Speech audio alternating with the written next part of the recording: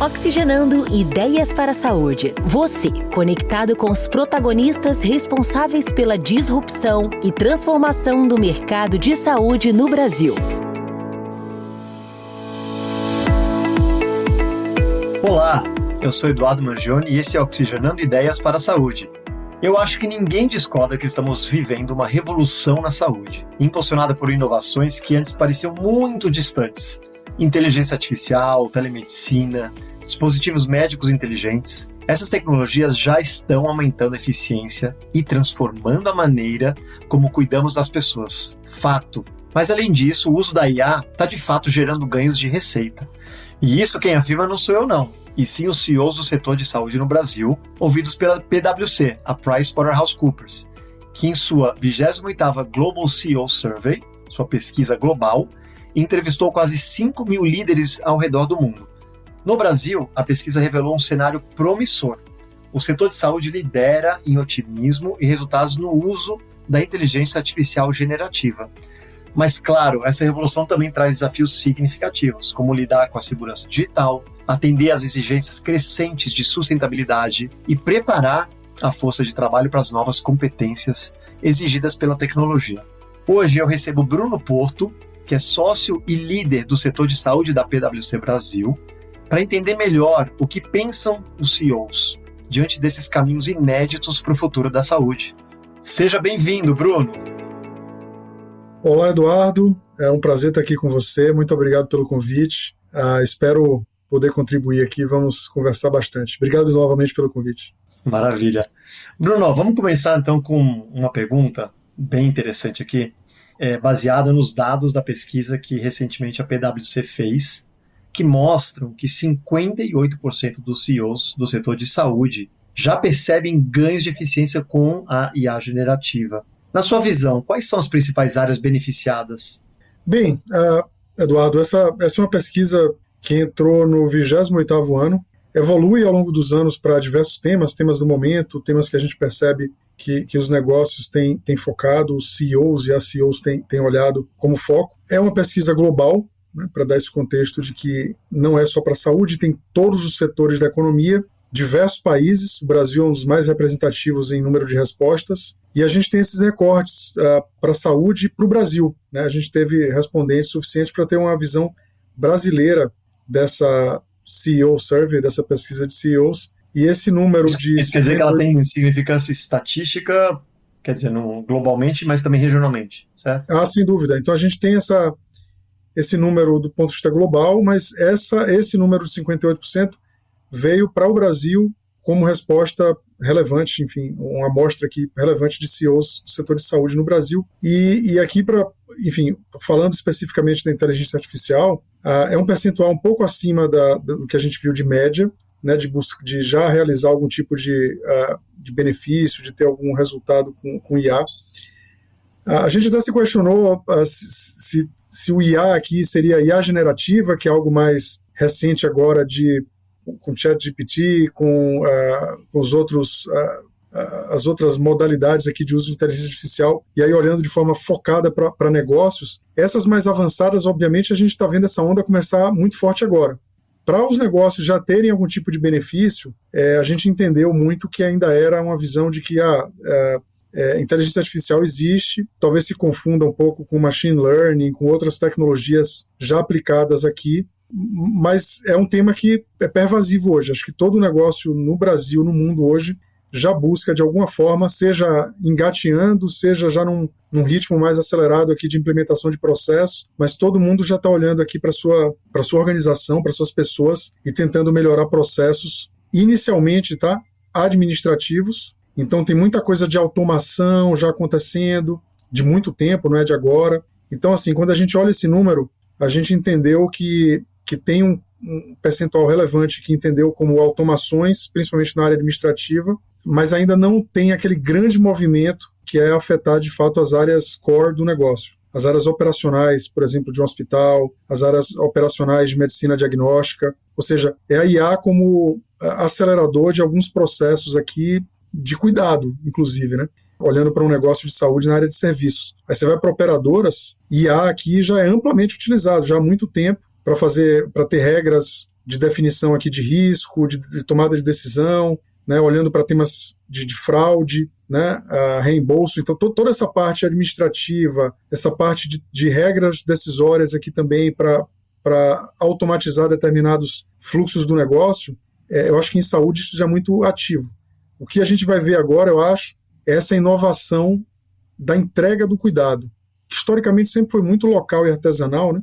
E aí com inteligência artificial isso toma uma nova perspectiva e aí talvez a gente veja números maiores nas próximas. Mas de fato, 58 é um número alto. Eu acho que houve nessa pesquisa talvez a inclusão aqui, uma visão de automações, de machine learning, de outras tecnologias que já são bem utilizadas há mais tempo, mas provavelmente a grande virada, a gente vai entrar nisso na conversa, seja de fato entrar com inteligência artificial generativa, o AGI, né, o Artificial General Intelligence, para começar a mudar processos de cuidado aqui, principalmente na área de serviços. Bruno, essa é uma pesquisa de muito valia, né, porque transmite a visão do CEO sobre o tema mais atual do nosso tempo. Quer dizer, a grande figura do tomador de decisão, como está avaliando a inteligência generativa, né, artificial, né, que a gente está comentando aqui hoje. Então, eu acho que os insights que saem dessa pesquisa, né, que é uma pesquisa bem fresca também, pode alimentar muita coisa do que está chegando no mercado e está por vir também.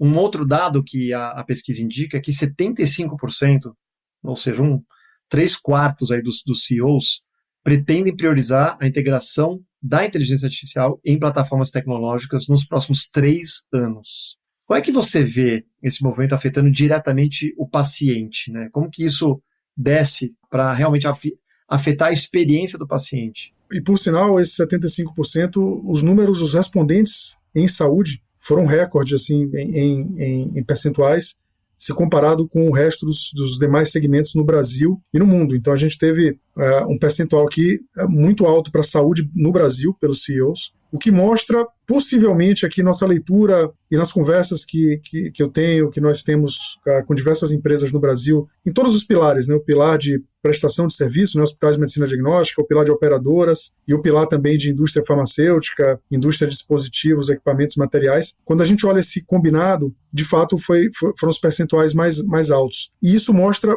em primeiro lugar, uma grande aposta nessa tecnologia para a saúde como algo que pode, de fato, melhorar aqui o resultado, né? Porque a gente acompanha, enfim, investimentos de tecnologia no setor já há alguns anos. Muito se investe em tecnologia no setor de saúde. A gente viu alguns altos e baixos com startups, com novos processos, né? O tempo de maturação de algumas mudanças de processos em saúde, isso é mais longo. São processos que mudam mais devagar, digamos assim, mas não significa que foram feitos menos investimentos em tecnologia do que em outros setores. Saúde também já investiu muito em tecnologia no passado, mas o retorno, o ROI, ele necessariamente não veio na velocidade que veio em outros segmentos. Você pega o segmento de e-commerce, é um segmento super maduro, com hiperpersonalização, com dados interoperados, né? O conhecimento do consumidor é a base para se fazer um e-commerce com excelência logística, excelência de entrega, excelência de customer experience. Serviços financeiros também, olha o que aconteceu nos serviços financeiros ao longo dos últimos 15, 20 anos. Hiperpersonalização, acesso, né? As pessoas conseguem abrir uma conta em banco em 5 minutos. E com uma facilidade absurda. Absurda e tudo na palma da mão e de graça. Saúde não tem isso. Saúde não tem isso na operação interna pelos prestadores, né? Saúde não tem isso no customer experience, né? Pelos aplicativos, etc. O paciente hoje, ele continua com boa parte do seu histórico de saúde ou dentro de uma gaveta, com aqueles papel tamanho A3. É verdade. Então tem que ter gaveta e armário, não diria nem gaveta, tem que ser um armário. Ou em 10 aplicativos diferentes. Então, assim, o paciente hoje, ele sofre muito com essa fragmentação. Ele não tem uma conectividade para, por exemplo, fazer agendamentos, sofre muito com isso. E, novamente, tecnologia de agendamento veio, WhatsApp, todo aquele ciclo de conversacional, e aí eu chego na inteligência artificial na sequência, mas olhando um pouco desse histórico, a gente vê essa dificuldade que o paciente tem de se comunicar com o prestador, né? De uma forma contínua, e com os dados, seus dados históricos, né? Porque no final é uma jornada, assim como é em consumo, assim como é em finanças. Essas jornadas são muito bem desenhadas nos outros segmentos. Em saúde, não, é muito disruptado, muito fragmentado. Então, assim, não existe essa interoperabilidade, que é algo, inclusive, que muitas startups hoje no Brasil buscam solucionar, né? Que é essa interoperabilidade de dados no setor de saúde, definindo um padrão único. Então, assim, saúde está muito atrás. E é aí que entra a inteligência artificial e essa aposta. E esses números bem altos de expectativa de geração de valor com IA, com plataforma tecnológica, que é exatamente nessa visão tanto de integração de dados, como é que você consegue fazer isso de forma muito inteligente e tratando esse Big Data complexo, né? Esse ambiente de hipercomplexidade que é a saúde, né? A gente não está falando aqui de coisas binárias como pagou ou não pagou uma conta, ou qual é o hábito de consumo, compra isso ou compra aquilo. Os dados em saúde são bem complexos. Então, talvez a inteligência artificial bem parametrizada, bem desenhada, seja capaz de, dentro dessa hipercomplexidade, filtrar os dados e apoiar nessas plataformas tecnológicas, dentre outras interfaces aqui, tecnologias que foram resultado dessa pesquisa e desses números bem altos. E muito importante também, inteligência artificial é muito mais do que chatbot, mas a parte conversacional da inteligência artificial, dentro desse contexto de plataforma tecnológica, isso é muito rico para diversos usos. Então, você pega uma operadora que busca inibir fraude, abuso e desperdício. A parte conversacional é importante. Telemedicina, você precisa da parte conversacional também, inicialmente, na sequência, né? Então, assim, as plataformas tecnológicas, olhando do ponto de vista de customer experience, vão ganhar muito com a inteligência artificial atuando nos dados e atuando na parte conversacional com inteligência.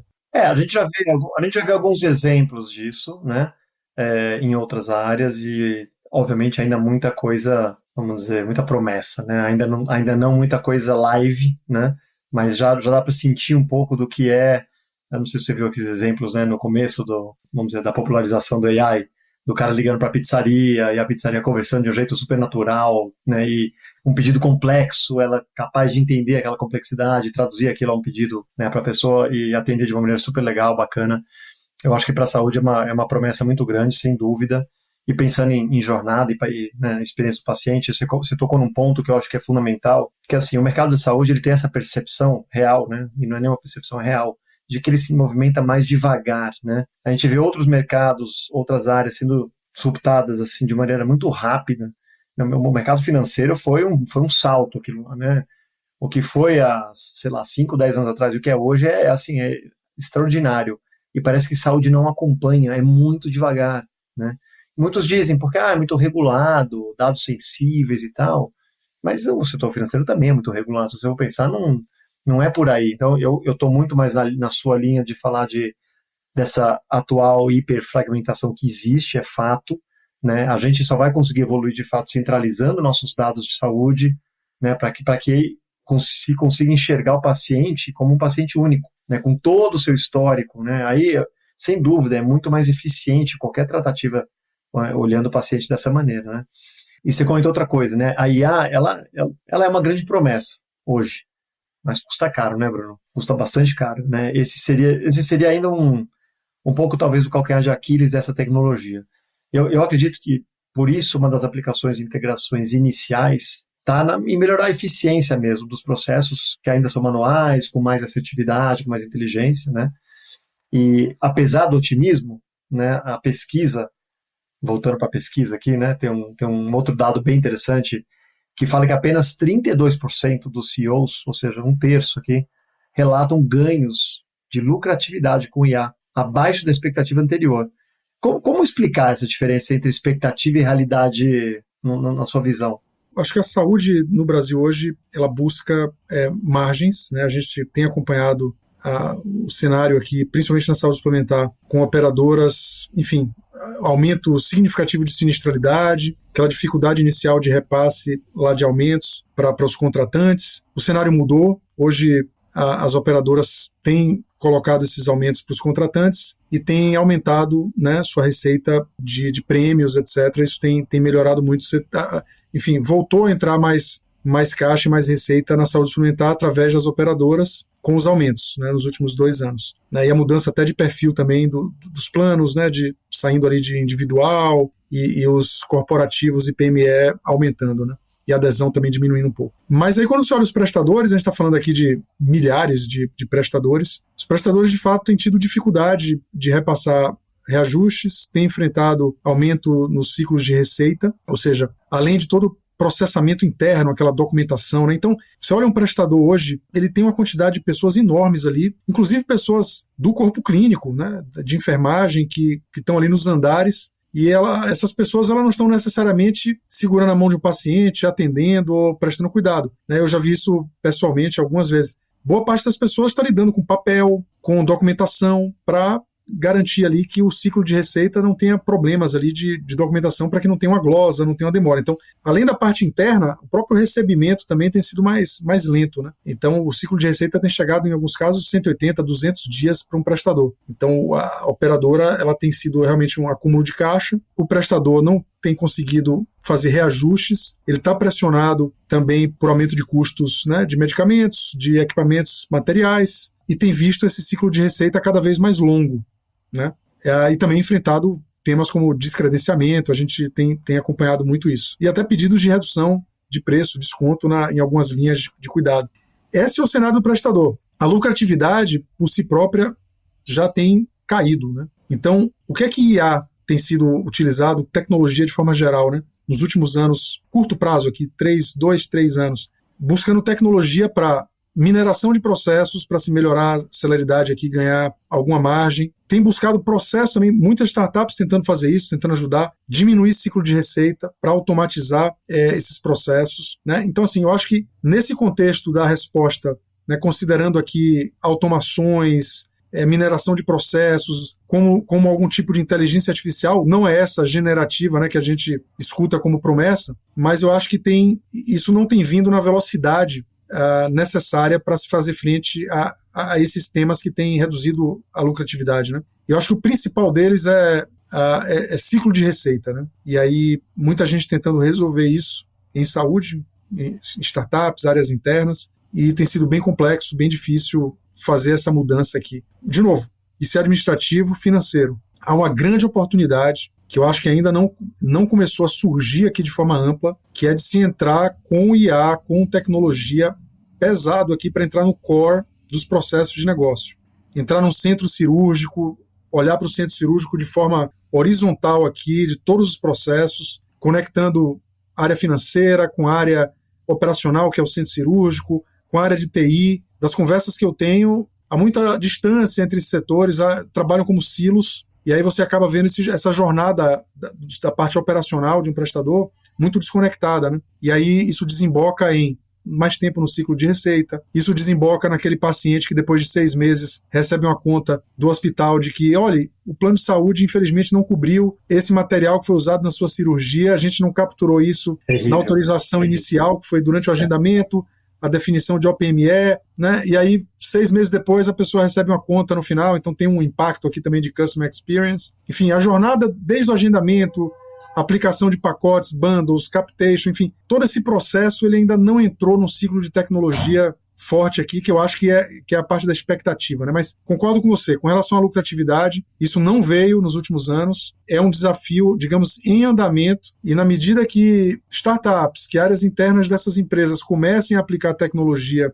e incorporar mais IA nessa visão de processos longos aqui e interconectados, talvez eles achem a eficiência operacional ali em determinadas mudanças para, de fato, começar a alocar corpo clínico, não para tratar de papelada, mas para dar cuidado. Aí o cuidado vai acelerar o giro de leito, por exemplo. Eu acho que esse é o ponto para um número baixo aqui de percepção de ganho de lucratividade, de eficiência, ainda. Mas uma expectativa muito grande de que isso venha a acontecer, né? Sem dúvida. Não, bem bacana a sua resposta de um tema que afeta bastante, acho que principalmente o Brasil, né? É bem visível, né? Como isso afeta acho que o ecossistema como um todo, né? Uma vez que você tem um player tão importante, extremamente oneroso, né? Por vários lados, tal, não tem como não chegar no paciente também. E aí o sistema inteiro colapsa, que é o fato que a gente vive hoje no Brasil, né? É uma área também altamente regulada, então também difícil de se mexer, né? E tem mais um ponto, eu acho que dentro dessa história toda, né, que é muito visível para plano de saúde geral, tal, que é o abuso, a fraude. Eu queria entrar até um pouco nesse tema para falar que hoje, né, uma das ameaças crescentes para o mercado não é só de saúde em geral, como um todo, né, são os cyberattacks, né, os riscos cibernéticos aparecem como uma das maiores preocupações, e a gente também nota que a IA tem impulsionado um crescimento violento para isso também, né, para o bem e para o mal, para o bem e para o mal. Quão preparados estão os hospitais e as empresas desse setor para lidar com essa ameaça, na sua visão? Esse é um tema muito sensível, é um tema que eu diria que a gente aqui, na minha área de trabalho, na empresa onde eu estou, é uma das principais áreas nossas em saúde, principalmente para prestadores, né, operadoras também. Então, cibersegurança, até como um tema de continuidade de negócio, né? E saúde é um negócio que, por exemplo, a gente já viu isso acontecendo em hospitais, em medicina diagnóstica recentemente. Falo isso porque nós participamos ativamente, acho que de todos os ataques que houve nos últimos 5 anos, PwC teve presente de alguma forma para ajudar a remediar. São processos bem complexos, os famosos ransomware, né? Que você precisa de fato fazer diversos processos ali para salvaguardar as bases e tentando isolar as áreas tomadas. Isso demora, mas é aquela história, né? A operação de um hospital, a operação de medicina diagnóstica, ela é contínua, incessante e meio caótica, né? Não é um processo uniforme, linear e previsível, né? Atendimento de saúde é algo completamente imprevisível, nenhum dia é igual ao outro. E você precisa dar respostas imediatas para salvaguardar, não uma quantidade mínima de produto no final do dia como numa fábrica, mas salvaguardar a vida e o bem-estar das pessoas, né? Que é o bem maior aqui. Então, por isso que saúde e dados em saúde são tão sensíveis também. Tem valor no mercado clandestino bem mais alto do que cartão de crédito hoje em dia, etc. E são áreas muito atacadas. No Brasil, na França, nos Estados Unidos. Então, do ponto de vista de cibersegurança, hoje em dia os prestadores, principalmente os maiores, eles já têm estruturas muito robustas para se salvaguardar de ataques, né? Já houve ataques relevantes em saúde nos últimos anos, investimentos têm sido realizados e mantidos, né? Você precisa sempre se atualizar e entender o que é que está acontecendo de novo, porque, como você falou, né?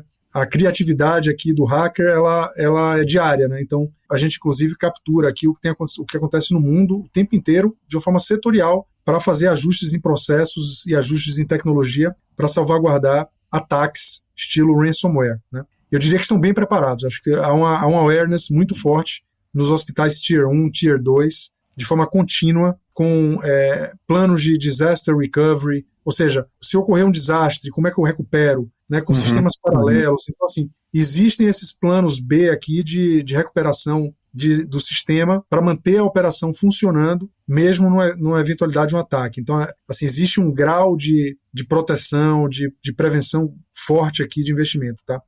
De fato, aqui, com a visão de resiliência. Essa é a palavra muito forte. Eu diria que os grandes. Os médios e os pequenos, eu acho que não. Das conversas que eu sempre tenho, o foco é muito LGPD ainda, só que também tem uma diferença. Eles não estão tão expostos à tecnologia e ao mundo virtual online como os grandes hoje precisam estar. Só que esse é o ponto. Se o hospital ou prestador, medicina diagnóstica, precisa crescer, necessariamente vai ter que se expor online, se expor tecnologicamente, vai ter que implementar novos sistemas, vai ter que oferecer plataformas de acesso a exame, etc., de agendamento. E quanto mais portas você abre, mais vulnerabilidades aparecem, né? Então, dos 6, 7 mil prestadores aí pelo Brasil, há um número absoluto muito grande de prestadores que não estão preparados, mas quando você pega a quantidade de pessoas cobertas pelos grandes prestadores, acho que os grandes, pelo menos, eles têm esse awareness. Fraude, abuso e desperdício é uma área nova, de muito foco das operadoras, muito foco mesmo. É uma área caótica, eu diria, dificílimo de olhar, porque você até consegue, com tecnologia já implementada hoje, inclusive com inteligência artificial, olhar para reembolso. A parte de reembolso que o beneficiário vai lá, pede. Olha, eu pessoalmente já vejo bastante mudança, viu? No último ano, eu já vi bastante mudança. Bastante mudança. Porém, o grande foco de fraude é algo muito difícil de se capturar, que é a fraude do prestador, né? Ou seja, quando há um prestador que frauda, né? Ou um prestador que não existe, na verdade, é alguém que cria um negócio, e esses são muito sofisticados, são verdadeiras organizações criminosas, às vezes, que são criadas para fraudar um plano de saúde. Pessoas que se juntam, criam ali, colocam alguém na rede, e esse tipo de fraude, ele é muito mais difícil de se capturar, e aí existe até uma demanda de mercado de, poxa, como é que inteligência artificial, e aí para seus ouvintes, Eduardo... Aí uma oportunidade. Oportunidade, né? A oportunidade de se... Latente. Sem dúvida, uma outra também, só para complementar aqui, que eu escuto muito, declaração de saúde. Quando, com um churn de plano de saúde, né, de contratante que troca de plano, em média de 4 anos, fica 4 anos em um plano, muda para outro, o dado que vem para a operadora nova, digamos assim, depois de 4 anos daquela população, é a declaração de saúde, é o que a empresa, o contratante, o que a pessoa coloca ali como seu histórico. Não existe a visão de jornada de uma operadora para outra, né, quando há essa transição. Então, assim, declaração de saúde para a entrada de um novo portfólio, tem muita queixa também de fraude aí, de pessoas que não declaram determinada condição pré-existente, etc. Dependendo do plano de saúde que vai ser contratado, o modelo, né, pós-pago, ou que o risco é da operadora, isso pode não fazer sentido para a operadora depois, é um grande risco. Então, olhar para a declaração de saúde, fraude nessas coisas, é algo também que não tem uma solução muito clara ainda, e tem uma visão do seguinte, poxa, como é que eu consigo, de repente, mapear, que foi algo que eu vi na China, que é o mapeamento de redes sociais, né? Aí tem que entrar no Brasil aqui e falar de questão de LGPD também, etc. Mas, enfim, aí tem toda a questão legal aqui de que o dado, a pessoa coloca a sua foto no Instagram de forma, né, voluntária, então, né, e deixa aberto, então é para os outros acessarem também. Então, assim, mas eu vi isso na China, e isso é usado para também fazer score, para eventualmente declaração de saúde, comparar um com o outro e por aí vai, né? Acho que tem algumas coisas para avançar nessa linha. Lá é um outro mercado. Lá se pode muita coisa que aqui não se pode. Então, graças a Deus, né, também a gente tem que ter limite para esse tipo de uso, né? E Bruno, deixa eu te perguntar uma coisa. A IA é provavelmente a maior disrupção inventada pelo homem nos últimos anos. Quem sabe o da nossa história, né, como espécie. É tudo muito novo, né, mas ao mesmo tempo é tudo muito rápido. A gente não está conseguindo acompanhar essa evolução. Realmente, às vezes, não sei se você tem essa sensação, né? Eu começo a sentir na pele o que significa a exponencialidade, né, da transformação. A coisa está indo muito rápido, né? E dentro desse contexto, muitos CEOs afirmam que suas empresas podem não ser viáveis economicamente daqui a 10 anos, sem alguma reinvenção. Eu me sinto como um desses CEOs, de verdade. Como que você acha que a IA pode auxiliar nesse processo? Em primeiro lugar, sem dúvida, esse é um fato, né, de se reinventar. Aqui é muito mais sobre cultura, pessoas. Eu diria que as pessoas não vão deixar de trabalhar ou vão ser substituídas por IA. Acho que não é bem por aí, né? E aí, olhando para um time de colaboradores de um negócio, elas vão precisar reinventar a forma como elas trabalham hoje, né? Então, o trabalho manual, o trabalho de pesquisa que vai demorar 24 horas, não é mais uma forma inteligente de se trabalhar, né? Então, quando a gente conversa hoje com empresas, tem algumas que a gente geralmente segrega em 3 momentos. Aquelas que estão engatinhando ainda com IA, as que já estão andando, ou seja, já têm feito mudança de cultura, change management com seus times para começar a incorporar IA, porque de fato a IA, ela não é algo que o CEO vai falar, vamos implementar IA aqui amanhã. Não é assim que funciona. Não é um ERP, não é esse tipo de tecnologia. É mudar a mentalidade dos times que trabalham, seja na área de venda, seja na área de atendimento, seja o médico, a médica que atendem de forma, digamos assim, local e artesanal hoje, vão precisar pensar de uma forma mais exponencial. E aí eu já escutei de várias pessoas, estão pagando licença individualmente aqui para diversas pessoas, todos os colaboradores têm uma licença de uma dessas inteligências artificiais hoje para explorar, né? Explorar e tome, melhore aquela coisa da inovação citizen-led, né? Liderada pela pessoa. Eu acho que o grande trunfo hoje é solte a tecnologia para as pessoas do negócio e veja como elas conseguem mudar os processos internamente de forma rápida, eficiente e testada. Então, criar essa cultura de inovação conectada dentro da visão de transformação digital que a empresa pode ter. A transformação ela virá do próprio negócio, das próprias pessoas, né? E quem não embarcar nessa onda, e é uma onda rápida, quem não embarcar, infelizmente, vai ficar analógico, né? E aí vai ter sua função alterada, vai ter uma função modificada. Eu vi um levantamento do JP Morgan também esses dias, falando quais são os skills mais importantes para 2050, que são mais buscados pelos executivos, né? Até 2050 e 2030. Todos eles têm a ver com IA, né, realizar prompts, etc., essa parte mais técnica, mas também tem muito a ver com adaptabilidade, crescimento, mudança de mindset, resiliência. Então, o CEO ele precisa olhar para... Porque, no fundo, os negócios são pessoas, né? Então, as pessoas vão ter que mudar. E as pessoas vão ter que ter esse tipo de mentalidade. Aprender, reaprender, desaprender, formas de se trabalhar que não funcionam mais, não são eficientes, né? Então, essa é a grande mudança. Mas, de novo, não significa que você vai ter a empresa com um CEO e o resto da empresa vai ser toda rodada por IA, né? Não é esse o caso. Vai ter muita gente trabalhando ainda. Nem o CEO vai escapar dessa aí também. Nem o CEO vai ficar. Então, assim, qual é o né? Mas, de novo, essa é uma visão de endgame. Exatamente. Esse endgame está 30 anos daqui, e talvez ninguém precise mais trabalhar. Talvez seja até uma realidade, talvez seja até um cenário, mas é daqui a 30 anos. Então, mas a transição, né? Ela é uma transição... Não, eu acho que você trouxe umas dicas super relevantes, super atuais, inspiracionais, principalmente para aqueles que estão começando, né, entrando no mercado de trabalho, para entender o que o mercado vai buscar nos próximos 10, 15, 20 anos. É exatamente o que você falou. Né? Então, fiquem atentos, porque eu acho que os rios estão fluindo por esse caminho mesmo. Né? E aí, nesse contexto também de transformação, de mudança, né, a pesquisa, voltando aí para a pesquisa, ela também mostra que 31% dos CEOs de saúde no Brasil dizem que suas empresas passaram a atuar em outros setores além do tradicional e foram impulsionados pela digitalização. Então, a gente já vê um começo, né, do que você está comentando aqui acontecendo. Que áreas são essas e como que elas estão se conectando com o setor de saúde?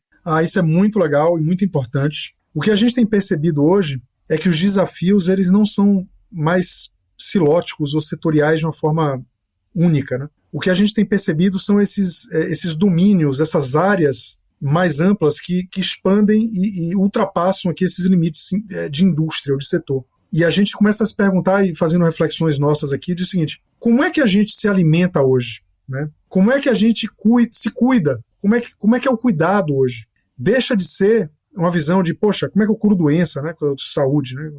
Indústria farmacêutica, não é? Qual é o domínio aqui? Então, assim, os negócios hoje, eles não têm olhado somente para o seu setor e para crescer ali dentro em ofertas. Eles começam a olhar de forma, assim como acontece com as pessoas também, aquela visão do especialista versus o generalista, que tem uma visão ampla de tudo. Ele consegue enxergar as interseções inesperadas entre as coisas. Daí tem vindo as grandes oportunidades de negócio e as grandes sacadas, exatamente em ultrapassar essas barreiras. Você pega, por exemplo, na indústria farmacêutica, uma CIMED, por exemplo, né? CIMED é a indústria farmacêutica que ela se coloca e se enxerga também como uma empresa de consumer goods ali, né, de consumo, e muda um pouco a forma de atuar. A gente entra na parte de varejo, né, do setor de saúde. O varejo começa a falar o seguinte: poxa, peraí, olha o valor que eu tenho nos dados que eu acumulei. Eu peguei a onda do e-commerce, do varejo, eu tenho hiperpersonalização de dados de milhares e milhões de pessoas. Meu negócio é só vender cosmético e medicamento, etc. Será que eu não consigo interagir, olhar para o lado aqui, começar a fazer prestação de saúde? Será que eu não consigo ajudar a indústria farmacêutica com algo aqui? Será que eu não consigo fazer um programa ou criar um subscription conectado com uma operadora? Enfim, então essas coisas começam a aparecer em saúde aqui em todas as áreas. Os prestadores idem, né? Os prestadores deixaram de enxergar a saúde como algo que só começa quando um paciente aparece no pronto-socorro, quando agenda uma cirurgia. Não. É isso mesmo. Como é que eu consigo criar um espaço de saúde que precede a visita? Eu vi um dado esses dias de um hospital muito interessante, falando assim, quantidade de pacientes versus receita. Então, a quantidade de pacientes de alta complexidade era um percentual bem pequeno, só que a receita de alta complexidade era mais de 60%. Aí tinha lá, quantidade de pacientes novos ou que são assim passivos, né, que vêm de vez em quando, entram ali sem recorrência, né? Uma quantidade enorme ali que, né, aparecem, tem pouco uso, e a receita muito baixa. Aí está a sacada. Como é que você consegue capturar aquele paciente que não está ali pela alta complexidade, mas que ele tem algum dispêndio de saúde com alguma coisa, e aí saúde num ponto de vista amplo, incluindo prevenção, né? Exercício, nutrição, genômica. Como é que você consegue trazer essas pessoas para entrar no seu ciclo de orquestração bem antes de precisar da alta complexidade? e consegue transformar aquilo em receita futura, né? E aí você começa a olhar para tudo. E aí tem player também que começa a extrapolar, inclusive, o seu própria indústria, né? Saindo de saúde, saindo de... por aí vai, né? As big techs entrando, saindo de tecnologia, entrando em saúde, né? Não, o varejo alimentar entrando em saúde, né? Nos Estados Unidos, o Walmart está abrindo clínica, né? Quer Exato. dizer, é interessante, interessante. Eu acho que passa por tudo que a gente comentou até agora, né?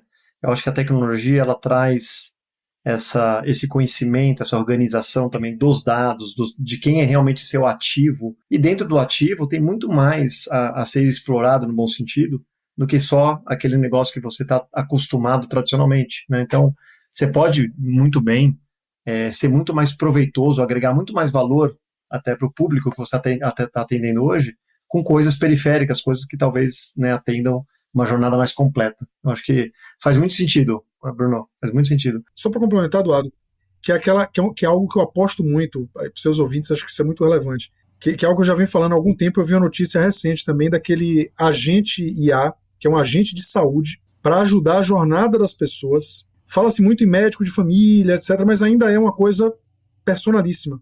Eu acho que a inteligência artificial ela vai ser capaz de, no seu celular, em breve, começar a recomendar, sugerir e cuidar da pessoa, né? Falar, vá fazer um exame de sangue para verificar isso e aquilo, ou você tem indícios aqui de que você é pré-diabético. Não está longe disso acontecer. Eu acho que essa coisa do agente de IA para cuidado é algo que as big techs já estão olhando e vai mudar completamente a jornada e a forma de se interagir com beneficiários de plano de saúde, com pacientes. Tá? Olha, eu acho essa é uma das visões mais inspiradoras que eu acho que pode existir olhando IA. Se você pensar que isso vai aumentar o acesso que as pessoas têm hoje, transformar o jeito que ela olha a saúde, que ela consegue intervir em hábito, né, mas de verdade, né, tendo esse assistente bem preparado, hiper personalizado, eu acho que isso vai ser uma revolução no mundo, para o bem, né? E acho que desse bem vai vir muitas ondas interessantes para as empresas, até como economia de melhor eficiência de gastos, economia de custo também, porque as pessoas vão estar se cuidando mais, vão estar prevenindo mais, né? Eu acho que isso aí tem cada efeito colateral positivo que eu acho que é imensurável, viu? Eu concordo com você, não acho que está longe, né? Estamos migrando para isso. E Bruno, eu queria aproveitar o bate-papo também, porque eu soube aí que você fez uma viagem bem interessante para a China, né? E conhecer algumas soluções inovadoras lá que pode ser bastante interessante contar aqui um pouco para a gente. Não, perfeito. A viagem foi em maio do ano passado, vai fazer quase um ano. Meu amigo Ricardo Jeromel organizou uma turma de 20, 25 executivos de saúde. A gente foi lá para Pequim, Xangai e Hangzhou, né, que é a cidade ali perto de Xangai, onde tem alta tecnologia, etc. Fui impactado, né, visitando alguns atores lá da indústria farmacêutica, de equipamentos, também de medicina diagnóstica, né, equipamentos para genômica, a gente visitou também, e hospitais. A gente teve também em hospitais. E na Alibaba Health, né, que eu diria que é um e-commerce que criou um modelo, uma linha de negócio para a saúde muito interessante. Não há similar ainda no Brasil, eu diria. E o impacto lá, primeiro, tudo que envolve produto, né, indústria farmacêutica, equipamentos de imagem, equipamentos para genômica, eles têm concorrência muito forte dentro da China. Existem, para cada molécula sendo desenvolvida, tem 15 empresas, metade tem capital aberto em Xangai ou em Hong Kong. Então, assim, quando você olha o ambiente competitivo de inovação gigantesco que está acontecendo lá, isso resulta numa competitividade lá dentro do país muito grande. Inclusive porque a China, o país, lá, o governo, ele começou a pressionar muito preços e custo. Então, lá dentro, as margens são muito baixas. Essas empresas estão sendo forçadas a olhar para fora e começar a buscar alternativas. E você vê isso aqui no Brasil, claramente. Isso tem chegado aqui, isso tem chegado em outros países. Mas aqui tem empresas de saúde aqui no Brasil que trocaram parque de genômica, tem empresa no Brasil olhando para novos players chineses na área de imagem, porque eles estão vindo para cá com qualidade, com pós-venda, né? Então, estão vindo para cá, estão montando times locais, que é um tipo de internacionalização um pouco diferente do que eles fizeram há 10 anos, que houve alguns, né, problemas de pós-venda, de acompanhamento ali. Dessa vez eu vejo uma onda mais estruturada. não é à toa que a gente vê isso no setor automotivo, por exemplo. Eu ia comentar isso agora, sem dúvida. Essa onda bem estruturada. Isso é para todos os segmentos. Todos os segmentos. Não estou falando só de saúde, não. Todos os segmentos. Interessante, interessante. Mas eles estão vindo muito para cá. E assim, o que a gente viu lá foi muita inovação aberta, e esse foco e essa vontade, assim, o nível de acesso e de atenção que a gente recebeu lá de CEOs encontrando com a gente dessas empresas, impressionante. Muito interesse pelo Brasil. É legal. Em hospitais, eu esperava entrar no hospital e ver pacientes voando, assim, inteligência artificial. Não vi isso, tá? Aquela coisa que a gente vê, hospital de IA, todo IA. Não é bem assim. Como eu falei, né? Prestação de serviço de saúde, hospital, é um negócio em todo mundo, local, artesanal, hipercomplexo. Mas você tem etapas. Lá não existe fila em pronto-socorro. As pessoas entram no WeChat e toda fila, toda parte de agendamento, fila, pagamento, interação. Tudo lá. Tudo online. Que legal. Sem fricção, com o governo participando, entendeu? Lá 95% da população tem o equivalente do SUS lá, né, que é o serviço público oferecido pelo governo. Só 5% é saúde suplementar. E no SUS a gente viu lá os totens de atendimento, tudo tecnológico. Então, assim, você vê pouquíssima gente da área administrativa e quem é da área de cuidado circulando, né, e a tecnologia para esse fim. Então, assim, achei isso muito interessante, mas não sei se vou frustrar aqui os seus ouvintes, mas não vi um hospital 100 pessoas sendo ainda criar exclusivamente. Então, não é bem assim, entendeu?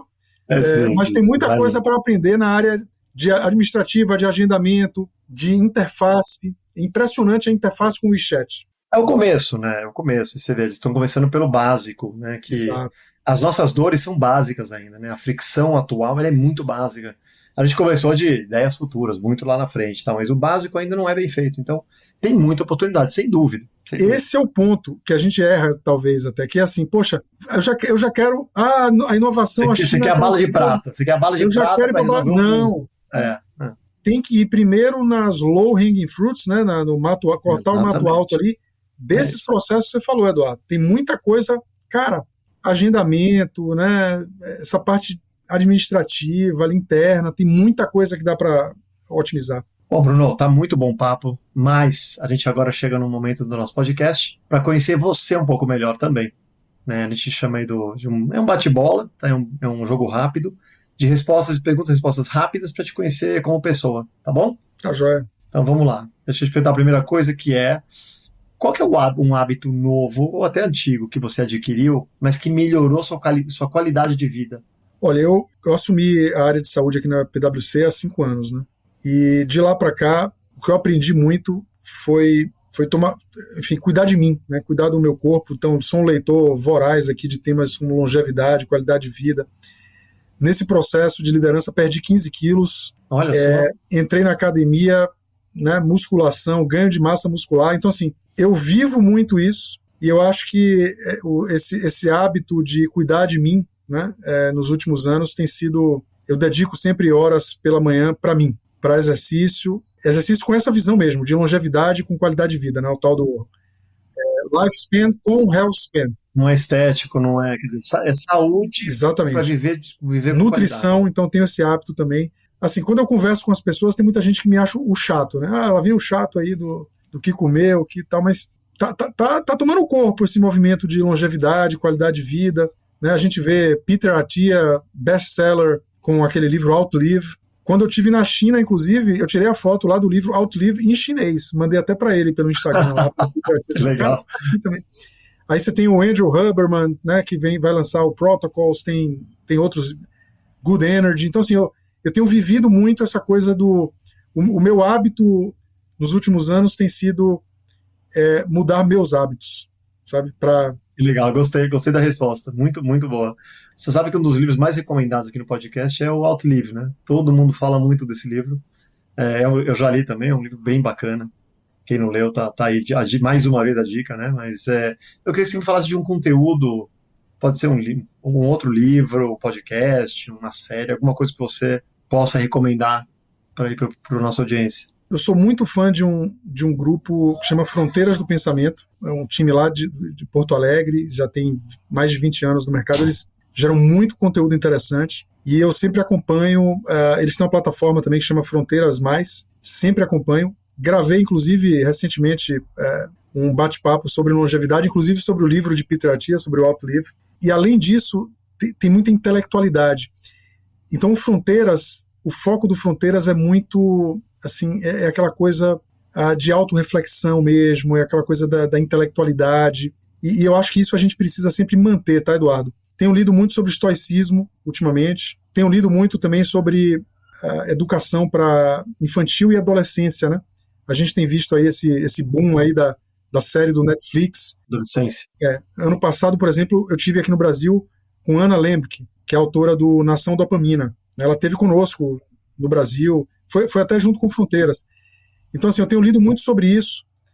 Li também a Geração Ansiosa lá do Jonathan Haidt, que é um autor que eu adoro. Tem um livro dele anterior que chama The Coddling of the American Mind, que é como se fosse a adulação da mente americana, né? Uma crítica para o americano já na idade de universidade, ou aquele jovem ali de 20 e poucos anos. São pessoas que nasceram super adulados ali, super cuidados, e não desenvolveram tanta resiliência. Então é um livro muito interessante. Não é dado muita atenção para ele, né, nos meios assim, mas eu gosto muito também dele. De novo, acho que é buscar a leitura dos clássicos, ler sobre filosofia. Isso dá muita bagagem, dá muito repertório também. E dá muita reflexão, né? Acho que a gente precisa... Sem dúvida. E o estoicismo, você comenta, é interessante, mas eu tenho escutado muito sobre isso também, né? E voltando à tecnologia, né? Essa pergunta eu acho que vai ficar fácil para você, mas qual tecnologia relacionada à saúde que você acha que pode ter maior impacto nos próximos anos e por quê? A que eu acho que pode ter maior impacto, conecta com aquele tema que eu falei do assistente de IA, de você ter um agente de IA como se fosse um... médico no bolso, praticamente, ali, né? Um Siri... Ou alguma inteligência artificial uma dessas ferramentas de GPT pré-programadas para isso, mas que seja para você, personalizado para aquele indivíduo. Acho que isso é impressionante. Hiperpersonalizado. Exatamente, isso pode ter um impacto incrível. Para operações de um prestador, eu diria que a parte de imagem tem tido avanços assim, impressionantes, incríveis. Eu acho também que para acompanhar o médico, a médica, um IA constante de dicas ali, né? De tipo, isso é até interessante para ajudá-los a fazer o input dos dados nas ferramentas de prontuário eletrônico, que é uma grande queixa das operações hoje, de que médicos e médicas não sobem informações de qualidade para prontuários eletrônicos, né? Aí tem aquela fricção toda de complexidade, de campo isso, campo aquilo, não é flexível e tudo mais, a gente escuta, mas eu acho que essa conexão e essa facilitação do prontuário eletrônico, da jornada do paciente, do dado bem cuidado, né, do dado bem estruturado, e o profissional, que nunca vai deixar de existir, local, artesanal, personalíssimo. Essa conexão, existe uma distância ainda entre o dado bom de qualidade, constantemente alimentado, e o dia a dia de médicos e médicas e profissionais de enfermagem. A inteligência artificial, se conseguir diminuir essa fricção e diminuir esse gap, vai ser impressionante o nível de dado, de qualidade, de big data útil para insights, etc., que a gente vai ter. Que é como você falou, não existe ainda isso. E Bruno, se você pudesse escolher uma habilidade nova para dominar imediatamente, qual que seria? Eu queria, assim, acho que eu queria surfar, cara. Queria aprender a surfar. Vou dizer, eu já fui para o Havaí 2 vezes. Adoro o Havaí.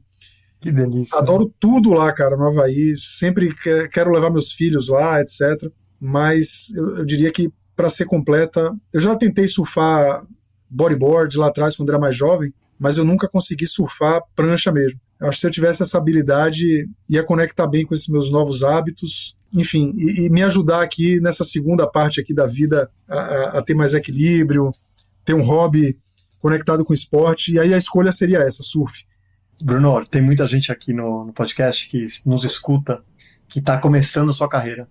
Uma das perguntas que a gente mais faz, que eu acho super interessante, de qualidade, né, para te deixar uma pérola aqui para eles, é: que conselho que você daria para você mesmo no início da sua carreira, se você pudesse fazer isso hoje? Seja curioso. O mundo de hoje demanda curiosidade. Não fique preso em silos ou em especialidades. É importante ser especialista, sem dúvida, mas para você ser mais completo, busque sempre conhecer o máximo possível de tudo, né?